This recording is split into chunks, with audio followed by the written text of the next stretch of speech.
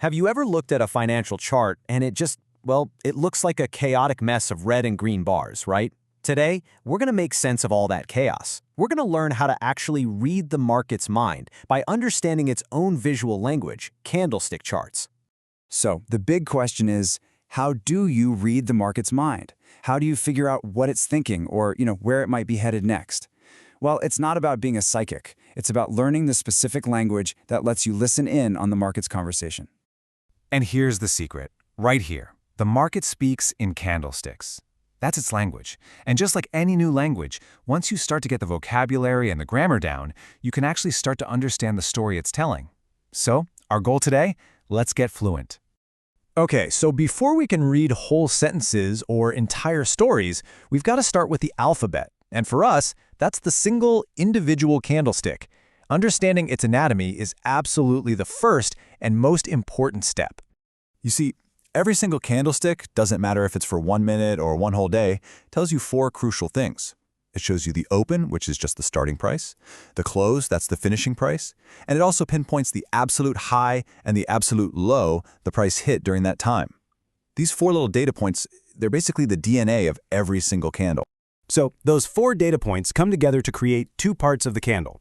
You've got the thick, colored part, that's the body. It shows you the difference between where the price opened and where it closed. And then you have those thin lines sticking out. Those are the wicks, or sometimes people call them shadows. They show you the full journey the price took to its highest and lowest point. Now, for maybe the most fundamental part of the story a candle tells, it's color. Honestly, color is everything here. If it's green, it means the price went up during that period. It closed higher than it opened. Simple. If it's red, well, the price went down, it closed lower than it opened. This super simple visual cue is the foundation for literally everything else we're going to talk about. So we've got our alphabet down. Now let's meet the main characters in the market's big story, that classic battle between the bulls and the bears. And this isn't just some silly jargon. It's a really powerful way to think about the forces pushing the market around. It's a really simple but powerful idea. Bulls represent strength. They push prices up. That's why we call a rising market bullish, and why it's defined by all those green candles.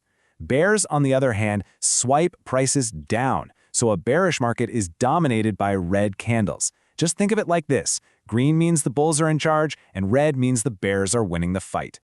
Okay, now we can finally start reading sentences, or what traders call patterns. The first kind we'll look at is a reversal pattern. Think of this as a huge plot twist in the story. The market's been heading in one direction, and then bam, this pattern shows up, signaling that things might be about to completely change course.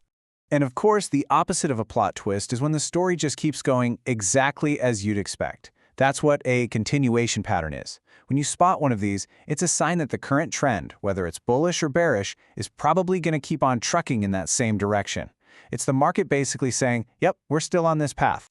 All right, so let's put on our detective hats. It's time to learn how to spot these plot twists out in the wild. We're going to start with just a couple of the most common and classic reversal patterns. First up, we've got the hammer. So imagine a bunch of red falling candles, that's a downtrend. And then you see this little guy. It's got a small body up at the top and a really long lower wick. What that looks like is the market tried to push the price way down, but the buyers fought back hard and pushed it almost all the way back up. It's a pretty powerful signal that the bears might be running out of gas. Now this one tells a fantastic little 3-act story. It's called the Morning Star. First, you get a big red candle. The bears are totally in control. Then, a tiny little candle pops up, showing complete indecision. Nobody knows what's going on. And finally, boom, a big green candle appears, signaling the bulls have woken up and are taking over. It's just like the sun rising after a long, dark night. And for every hero, there's a villain. The opposite of the morning star is the evening star. And it's the exact same story, just in reverse. After a strong uptrend, you get that moment of indecision, and then it's followed by a big, strong red candle. This is a big hint that the party might be over and the bears are about to crash it. Not every pattern is some dramatic reversal. Sometimes the market just needs to take a quick breather before it continues on its journey. These are the moments, these little pauses, that can actually confirm a trend is still strong. And this is where you'll see candles like the doji or the spinning top. Just look at their tiny little bodies. That means the open and close prices were pretty much the same. It signals a moment of perfect balance between buyers and sellers, a real tug-of-war where nobody won. And that indecision often happens right before the dominant trend kicks back in and continues on its way. All right, we've learned the alphabet, and we've learned some key phrases. But before you run off to start reading the market, there is a very critical piece of fine print we need to go over. This might be the single most important slide in this whole explainer. And this is it. This is the single most important thing to burn into your brain. These patterns are not magic crystal balls. They're about probability, not certainty. So, a morning star pattern just suggests there's a higher chance of a reversal. A doji suggests a higher chance of a continuation. You have to think of them as clues, not commands. And that distinction, that is everything. So let's wrap it all up. We started with the basic alphabet, right? The single candle and its 4 data points. We learned how to read plot twists with reversal patterns and how to spot when the trend is likely just taking a breather. But the main thing, the most important takeaway, is that this is a game of probabilities, never certainties. You now have the basic tools to start deciphering the market's own story. So the next time you look at a chart, you won't just see a bunch of colored bars anymore. You'll see a story unfolding, one candle at a time. The only question left is, what story is it going to tell you?